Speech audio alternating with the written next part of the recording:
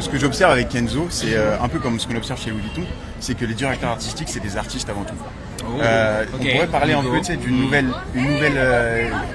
génération qui devrait passer par un autre genre artistique avant d'arriver en mode. Vous en pensez quoi de cette idée? Est-ce que c'est un truc peut-être nécessaire? En vrai, je trouve ça intéressant parce qu'au final, ça ramène un peu plus des gens vers la mode, dans le sens où, par exemple, ceux qui aimaient de ouf Pharrell et qui ont capté après qu'il est devenu directeur artistique de Louis Vuitton, là, ça intéresse un petit peu les gens parce que les gens qui étaient fans ou qui aimaient bien son travail, au final, ils trouvent une autre side de lui qui était déjà présente mais qui se révèle un petit peu plus.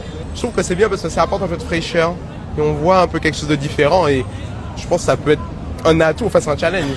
Soit ça passe, soit ça casse, mais ça fait quand même un. En fait, c'est cool d'avoir quelqu'un qui est impacté culture de la mode comme ça parce que du coup, c'est moins en surface.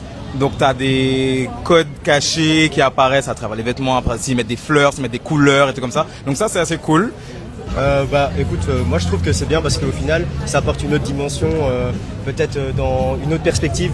Genre c'est comme quelqu'un qui par exemple fait de la musique et touche après à la photo.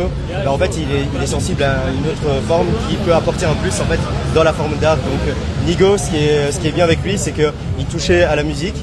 Et là, il est aussi dans le monde de la mode, du coup, avec Vape et tout.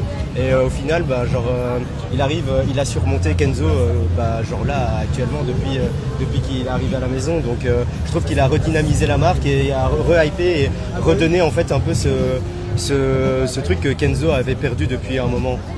Donc voilà.